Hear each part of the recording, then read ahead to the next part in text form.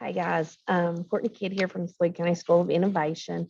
I am here to talk to you about one of my awesome grants this year, Manufacturing Young Engineers. Couple of things that I'll talk to you all about, everything from the inspiration for this to where I use the money, what the purpose for the students was, and then I have some awesome pictures for you all to actually see them in action with the funds that we've used. This is probably one of my favorite grants that I have ever done with my students, courtesy of ARI. So I really hope this is something that a lot of you will find beneficial. Big thing with this project when we started, came from the idea and came from the general aspect that working at the CTE school, I am the engineering teacher. Just this year, we set our specific pathway for engineering students as an automation pathway.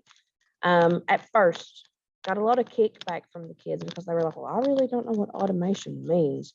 And they're like, only thing I know, mining engineering, civil engineering. And I was like, well, this is like a manufacturing engineering.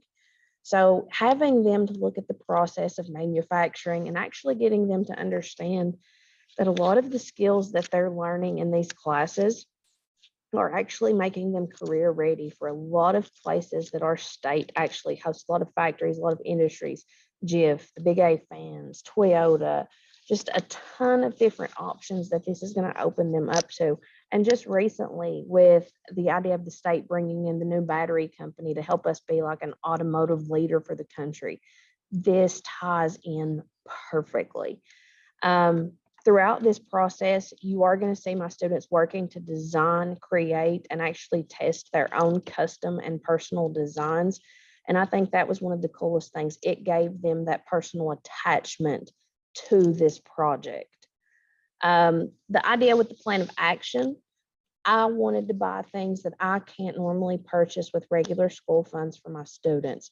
I wanted to get my hands on some consumables that would allow them to make and produce products that they normally don't have the opportunity to do.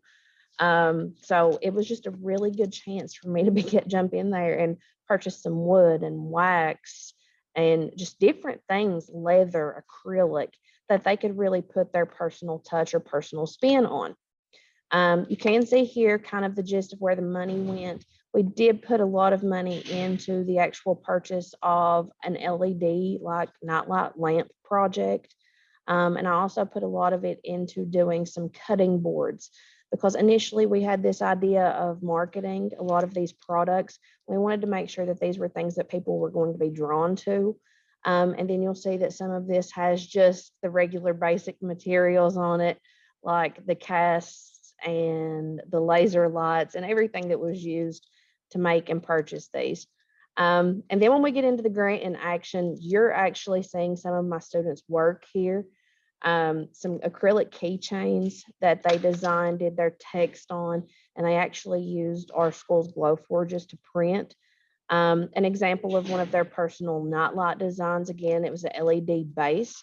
And then this is just the engravable print that one of my students, he actually took it upon himself after I taught them the skill for the conversion to actually hand sketch a piece of art himself. But he took it on himself to actually learn and train and read about the glow forge to actually take his own artwork and turn it into his nightlight, which I thought was really cool.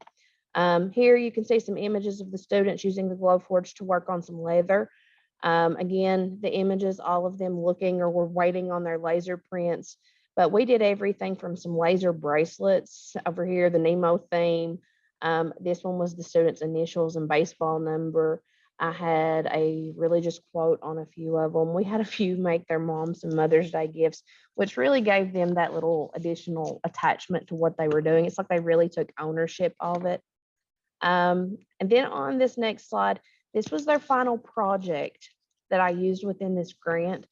All of them were required to do some sort of decorative art. It had to be 3D in nature.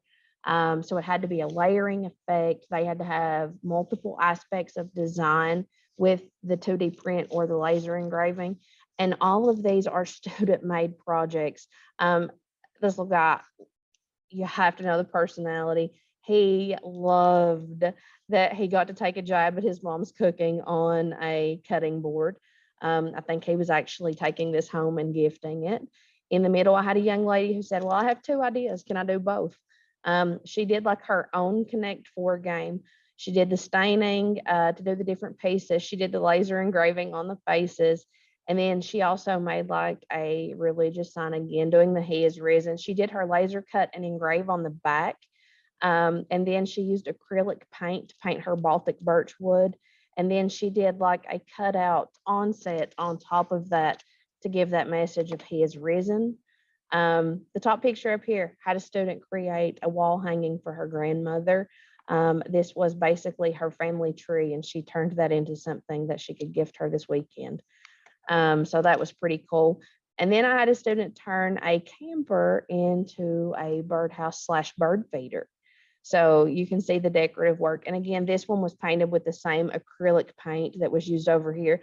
And all of the boards and the Connect Four game, those were just used with like plain stains or polyurethane, depending on what tint they wanted. But I feel like this grant allowed my students to take a skill that I was teaching them.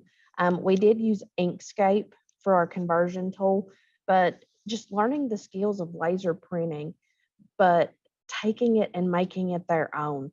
And just some others off the top of my head that didn't make it. I had a student who just did like a series of earrings. And when I say a series, I was pretty adamant to them about the amount of wood that they had to incorporate in their project. So, I mean, she designed like 13 pair. So it's not just that little bit of, well, can I take this? Can I copy this? Which is, I think, a lot of times what people think these laser printing jobs are. I think they just think maybe they steal and pull those pictures from online, and that's not the case. Everything you see here, granted downloading the fonts and maybe pulling some ideas from online, all of these were individual files made by the students. So they were actually making their own marketable project. And what's cool for this, as far as assessment for learning goes, they knocked it out of the park, because not only did they talk about the laser printing and, you know, the products that they made, but it allowed me to open doors as the teacher to things like the ethical issues, making sure that, you know, there's no bad decision in design that could cause an ethical stir. Are there marketing strategies like that we could actually use to sell your product, making sure you don't break copyright because you can't sell something that someone else has already made. Talking about profit margins, you know, is that actually something that you would benefit from making and selling? And from that, I kind of have a sustainability and next steps slide. This grant has, I mean, it's soared for my students. One thing that I think they were kind of disappointed about, we started this semester with the idea of attempting to open our own school store, like online, to sell some of these personal items. We didn't quite make it there, all right? But I want you to realize they have mastered the techniques now. So in full hindsight, I kind of wish I had been able to start this project sooner. Especially with my younger students, like my freshmen and sophomores, like earlier in the year, because we're on block schedule, that did kind of give me a jump from some of my younger students to my older ones this second semester. But this is definitely something I think that they could have handled, and it's something that I could have merged earlier in the year to get that store off the ground. So, I mean, next steps, flat out, clearly defined. They have told me this is one of the things that they want to do to help fund our TSA projects next year. As a fundraiser, they want to sell personalized items. So hopefully, and maybe with the assistance of another ARI grant, we are looking at promoting and opening the FCSI Engineering and Design store next year. But again, crazy successful. Probably one of my favorites that I've done, probably one of their favorites. And I think that's why that attachment is so near and dear to me. But I mean, I have already, I mean, just off the top of my head, I mean, I'm sitting here and I laugh about it, but I have students who are already asking me if they can use the glow forges and the laser printing to do projects for other classes. That was like an STLP project that one of our young ladies is completing. So, I mean, just again, highly successful. And this is something that the students have enjoyed. So if you have questions, if you're curious about, the way that I got them started and the way we jumped into this, please reach out. If you're interested in somehow linking or becoming a part of our store opening next year, please reach out. I appreciate you all, and I thank you for taking the time to listen to me talk about my students' work. And again, I hope you saw something that maybe will benefit your classes, but that would be all I have. Thank you all. Have a good day.